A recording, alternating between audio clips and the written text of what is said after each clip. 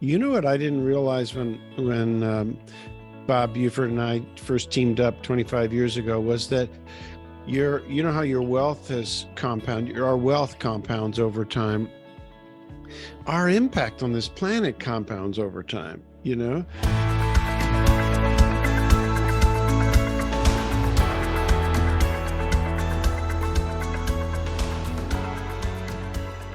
Really turn our attention now to what are some of the daily, weekly, monthly hacks or those skills that you've learned that help you live into this life with deeper relationships with the boys, sticking with, if these companies are, you're going to own them for life and beyond. How's that different than managing the businesses that you've done in the past and with GE and Nortel and Motorola, et cetera?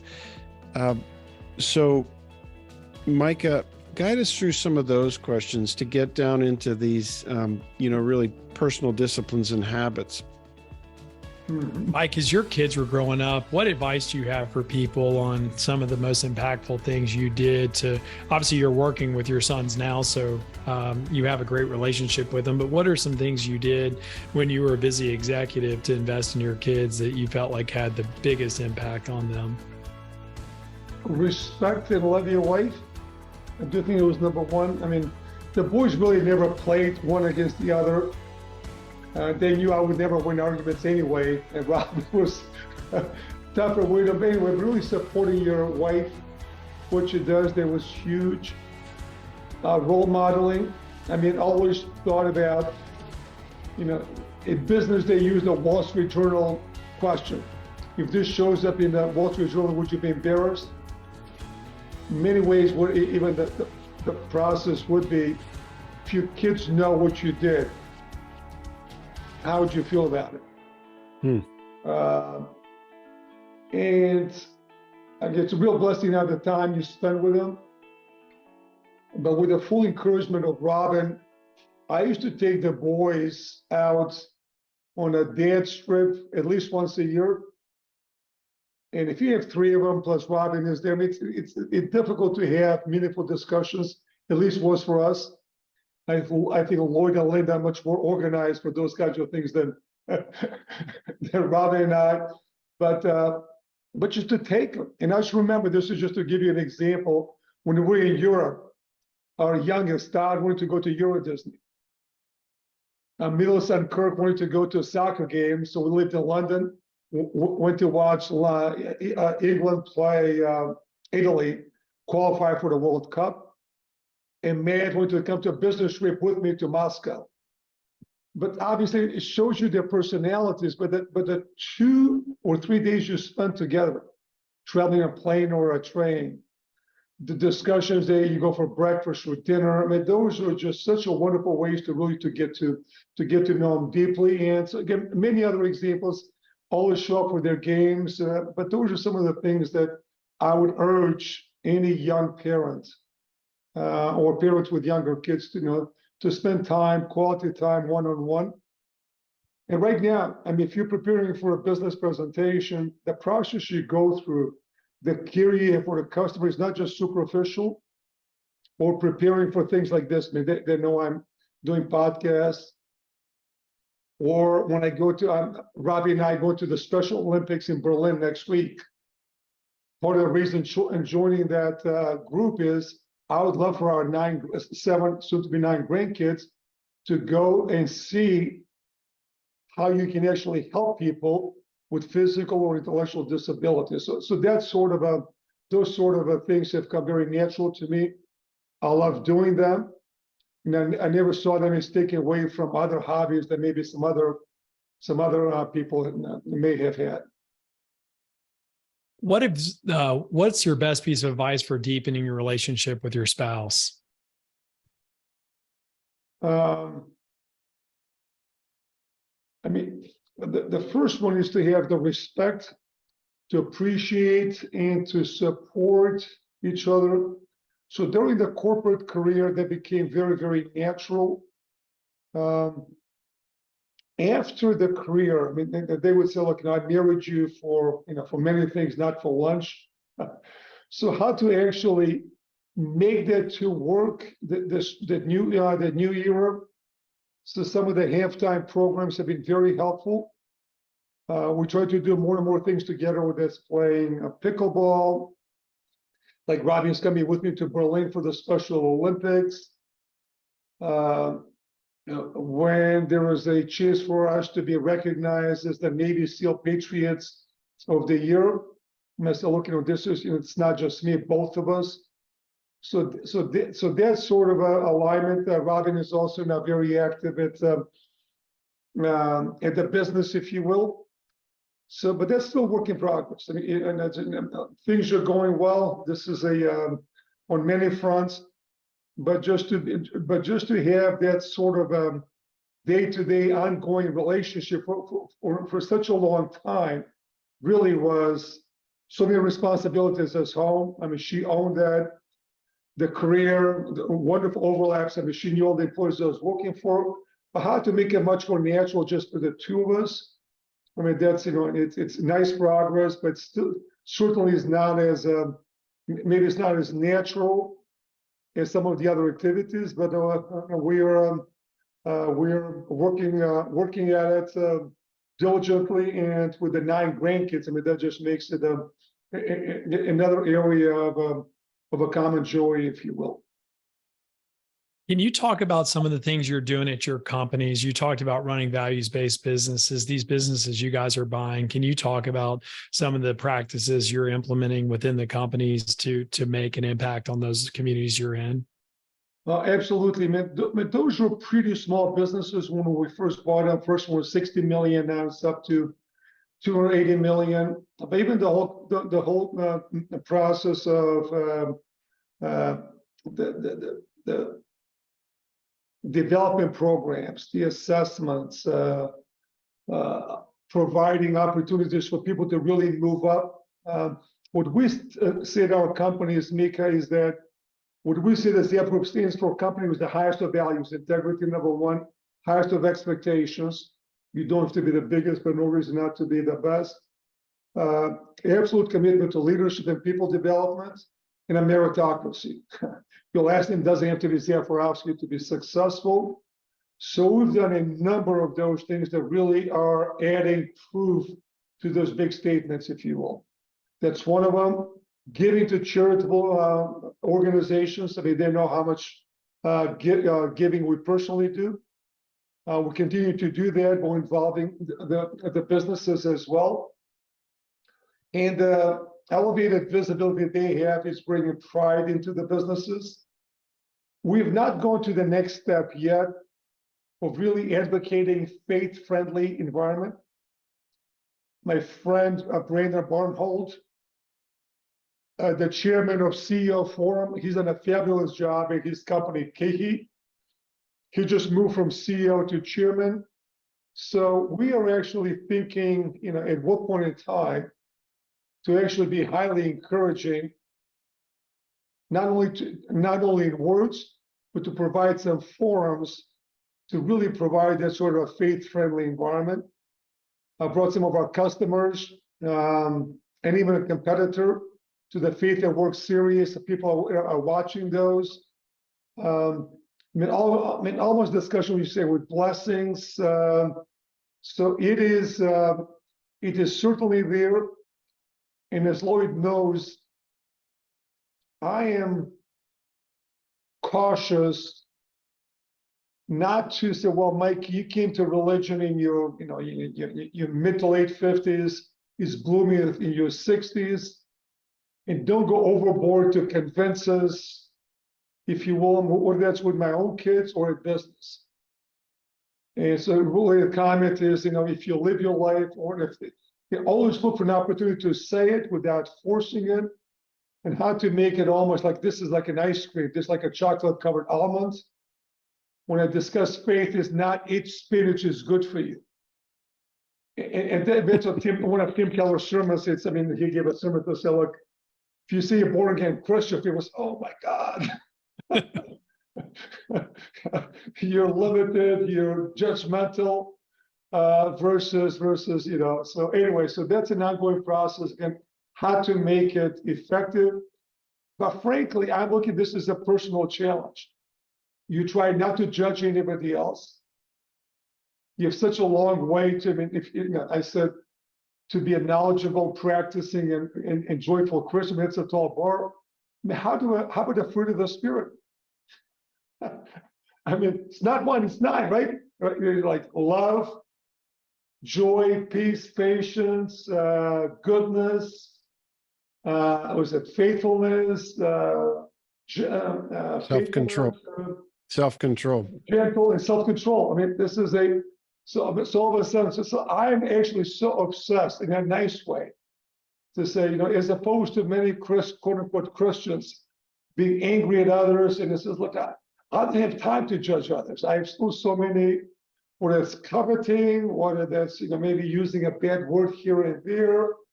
So really the process, this zeal to be, you know, and not because I'm selfish, I'm the only person that wants to have eternal life. It is, you know, work on yourself. And if you do that, all of a sudden, you are grooming the soil for future generations. Every time I have a chance to speak, I mean, I spoke with a number of people in Europe, but even if you look at my bio, Halftime Institute is there with a link. Faith at Work is there. CEO Forum is there. I mean, last week we're looking at acquiring, you know, a company that it's a Mormon gentleman running that company. I mean, it was a wonderful faith discussion. You know, just came there. So yeah. Anyways, it's, you know. Anyway, this goes into the process of really looking at this as a personal challenge. Obviously, try to entice people, but not through that. I mean, not this obsession that you have to be converting people. I mean, that's not. I think that would, at least my personality, they would backfire. Mine as well. Can you talk a little bit about your generosity journey, and you and Robin, kind of how was that a natural evolution for you, or, you know, how did you pick your passions that you guys are currently supporting financially and with your time? I mean, obviously we're not Warren Buffett or the multi-billionaires, but we love to give. I mean, this is we actually, the boys know, as part of a family. I mean, again, this is we have as Lloyd was helpful, we have a family constitution. I mean, actually, I'll digress just for a second. Lloyd, I looked at this note, September 21, 2016. This is the first family meeting we had, and this is looking at it. You know, actually, I'm saying this as I'm going through this halftime journey. I hope this will be a meaningful and fun process, a combination of a growth journey and sort of a chocolate-covered almond treat versus a chore. Eat spinach is good for you. Anyway, it's a page and a half. I had a 10-page deck. I just almost had tears looking at it. Reading through this last night, there's a statement. It said, the three boys, you're an integral part of the goals yourself. I dream of a day long after Mom and I are gone, that all of you are together, each with your spouse and family, and having fun together playing with our grandkids in a big backyard. And I was looking at that presentation, if you will. I mean, this is the last page was, this is the family foundation, and all the money has gone to. I mean, they used some of it, but not the whole element. So there was, I mean, there was pretty transformational. And not necessarily answering your question, but again, this is I mean, let's see. Yeah, we had one daughter-in-law at that time, and they had it probably was 1 year old. And Mika was just unbelievable. And I've got hundreds of those strategy sessions or mission statements with businesses for and not-for-profits. To do it a family is quite challenging, actually. Mm-hmm. If not senior, then it says, oh no, PowerPoint slide. A letter with objectives beforehand. And halfway through, I mean, our 6'9" guy, he's in the bed and killing the iPad. Not just ready to explode. I'm so glad I didn't. Said, Todd, can't you have respect for 3 hours? You know, we still got a family business. I didn't say anything. So when we done to say, well, what do we say about family values? And what should the family vision be? And Todd says, well, I've been taking notes what we've been discussing. So he wasn't doing emails. So he's actually writing things down. And I mean, actually, this goes to your question of, I had it. I mean, this is Thanksgiving 2016. This is in a beautiful hotel room in Laguna Beach, Ritz-Carlton. Says, Dad, I think what we discussed, I think would be the right family vision it's on there to fulfill God-given potential and share good fortune with others. Wow. And anyway, there's been, I have his notes. We have the values now in the Constitution. So they really are transformational. So again, this is one long way answering your question. Now, we did go through the Kellogg, University of Northwestern, the Kellogg program, the family practice, what should be in the Constitution, some of the expectations. You don't have to work in the business, but if you do, some of the expectations, how you treat one another. So early innings, but again, but things are going well so far. And I have to tell you one of those. I keep thinking, how aggressive should I be with driving the faith journey, if you will? And again, many God sightings, but the only time I've actually spent quality time with Tim Keller. This was back in 2018, year after graduating from halftime.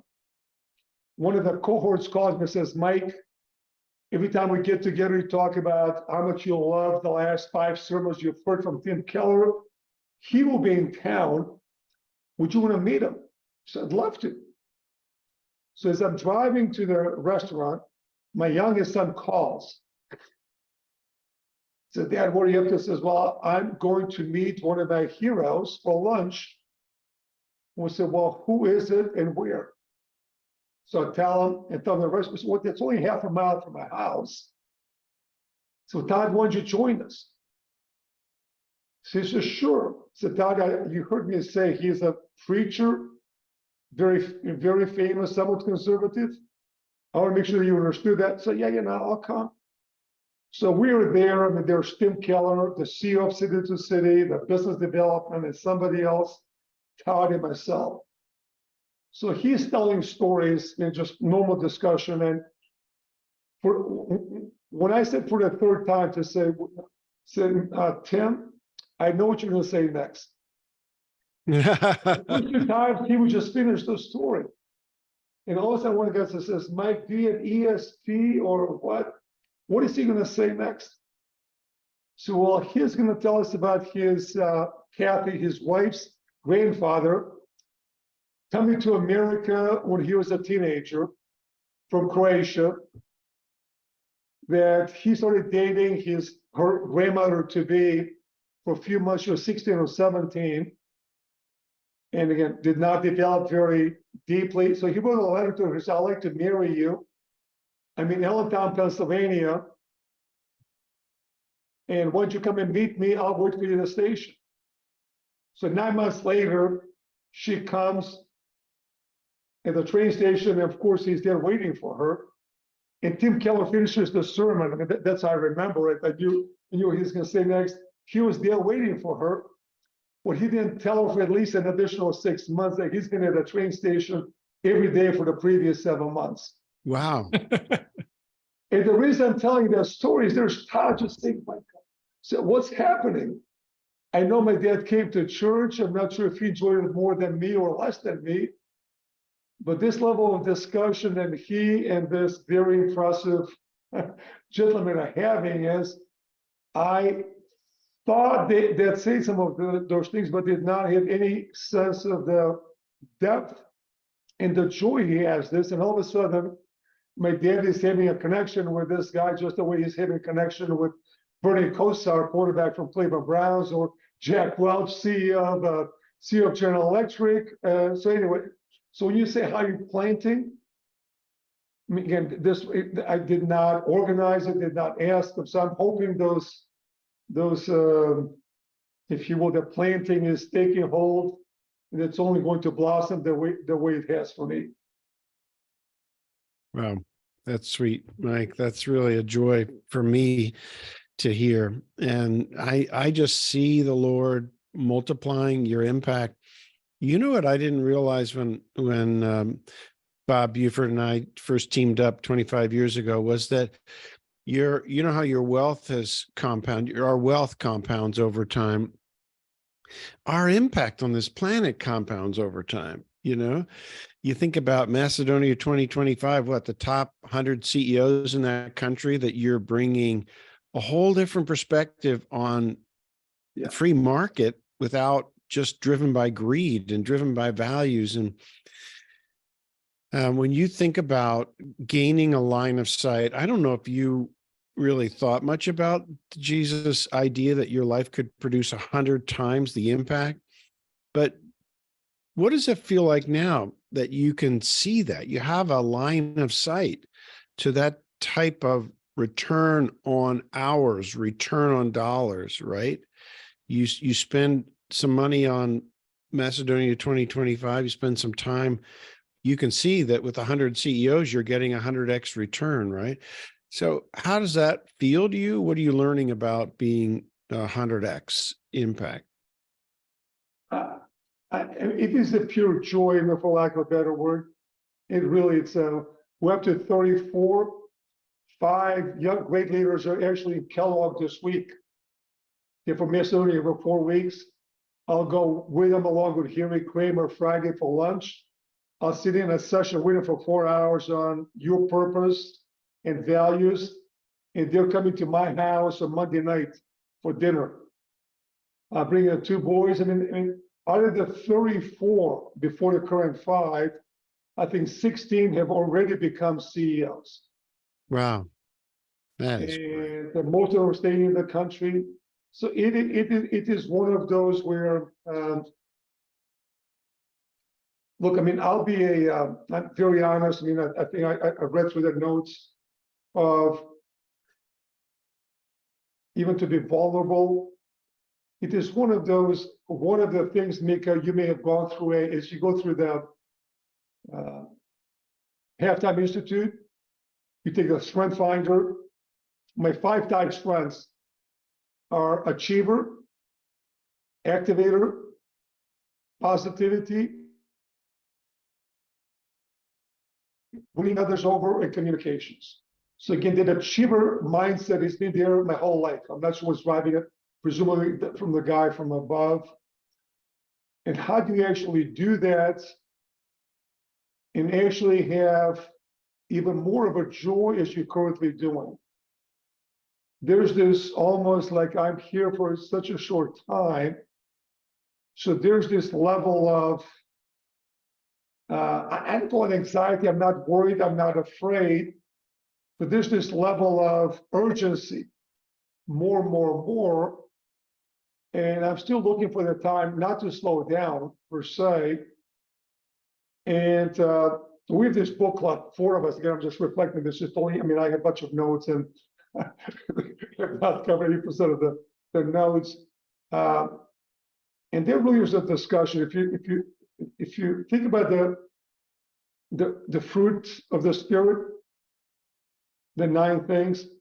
So the question really are, what makes a person that you can say, well, he or she has it?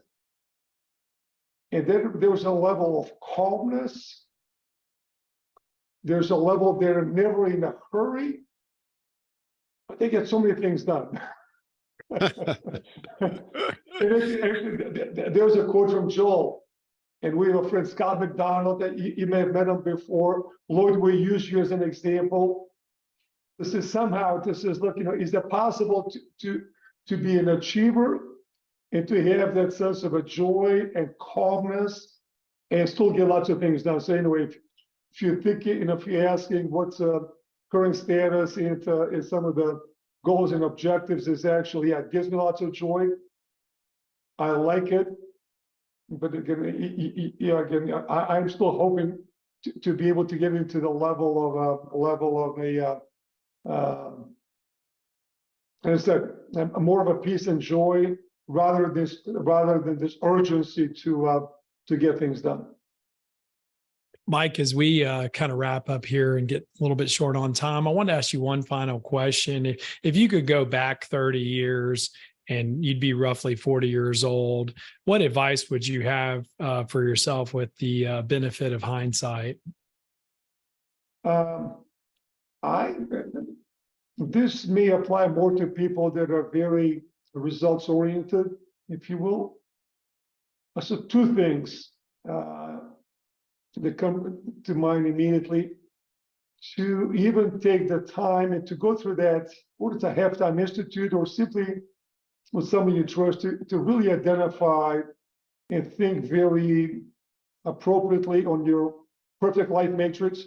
Again, the whole concept of whatever they are, if you keep doing what you're doing, are you going to get there? It was transformational for me.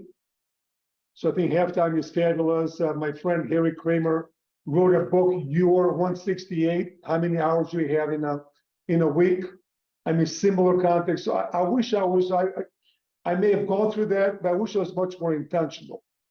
I can just see what happened in the last 8 years, even in early to mid 60s, how it really has changed for the better, the priorities. So I really would ask people to really take the time and to do a good job, not just a superficial one. And second, frankly, I wish I knew more about what does a personal relationship with Jesus mean?